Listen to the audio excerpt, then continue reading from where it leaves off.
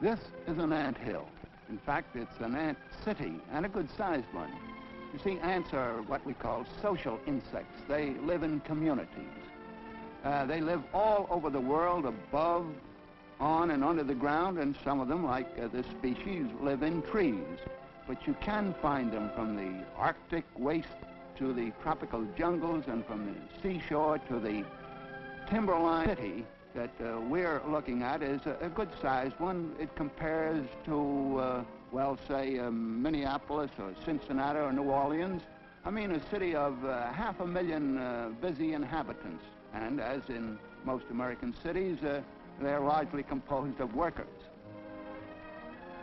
This is the interior of our ant city. It has main avenues and side streets and stores of different kinds.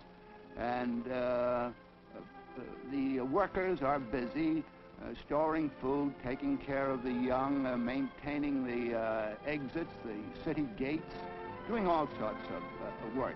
And they are all assigned to special tasks. Now, this is a queen. There are a few queens in each ant community. All they do is lay eggs. You'll notice their peculiar shape. The rear section is like a large, shining inkberry. And at certain seasons of the year, there are winged males that appear. Now, the queen does nothing but lay eggs, those small, gelatinous-looking things that you see. And inside those, there develops the grub. There's a magnified set of eggs showing the grubs developing inside. These are called larvae, L-A-R-V-A. The worker ants, which are sterile females, by the way, take care of the eggs, carry them to the incubator room, so to speak, and see that they're not spoiled. Take care of them in cold weather and warm weather. And here we see some of the larvae that have just hatched out of the egg. And there the workers appear to take care of the newborn larva right away. They clean it and carry it off to the, well, you might call it the playroom. This larva, very shortly, will spin a cocoon for itself and go to sleep inside there while it changes into the shape and form of the adult ant. Now, here are some of those cocoons, and incidentally, these cocoons are what are sold as ant eggs in pet shops, as food for fish or birds or whatever. But they are not the eggs. We see these are the larvae inside the cocoon that they have spun for themselves. Now, these workers move them about according to the weather. When it's nice and sunny, they take these cocoons and carry them up where they can get some warmth and a touch of sunlight.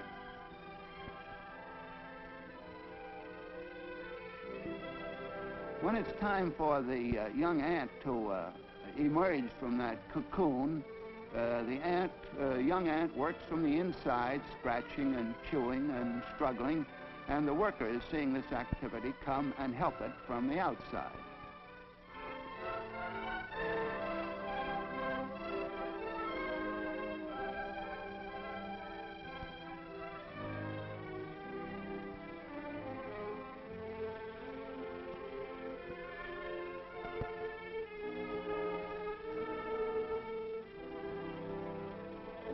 Well, that's the young ant finally emerging from the casing that it spun for itself, the cocoon. It kicks the empty casing away, and that's where another function of the working tribe comes in. They are street cleaners inside the city. They carry off all the debris, including the empty cocoon cases.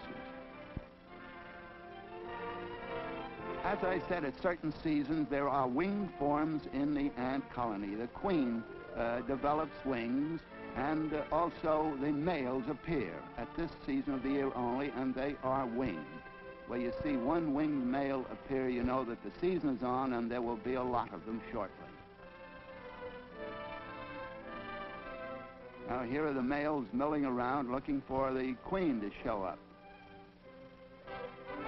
And there is the queen, the large one in the middle. It's almost twice as large as the males.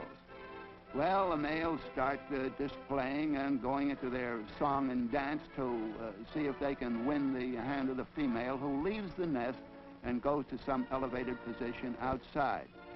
There the males fight for her favor, and finally one groom is chosen, and they go off on their wedding trip.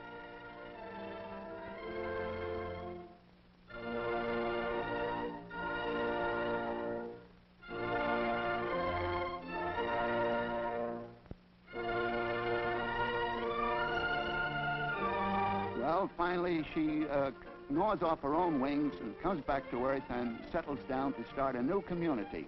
Now, the most important thing about the worker ants who do all the work in the community is their antennae. Well, we call them their feelers. They do everything.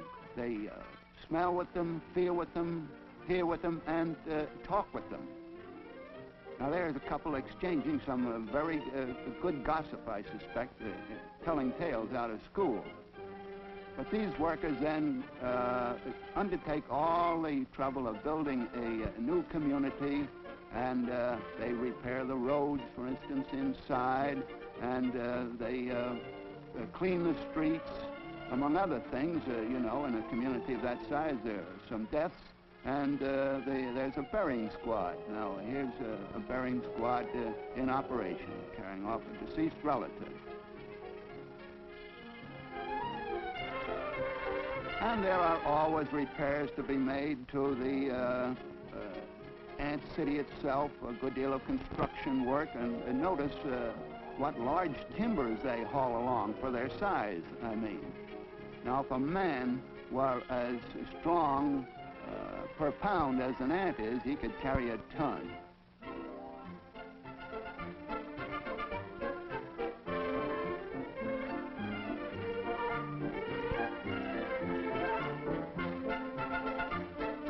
And, of course, there are the food crews, too, and the ants go out and attack caterpillars and things like that that are a good deal larger than they are themselves. Incidentally, they inject a little formic acid into their victims, and that helps to stupefy them. But when they have them, why, they gang up and carry them off like this, and when they get them to the ant city, each one has his share of the food. They drag in moths and butterflies and caterpillars and grasshoppers, and so in that way they are beneficial to the garden.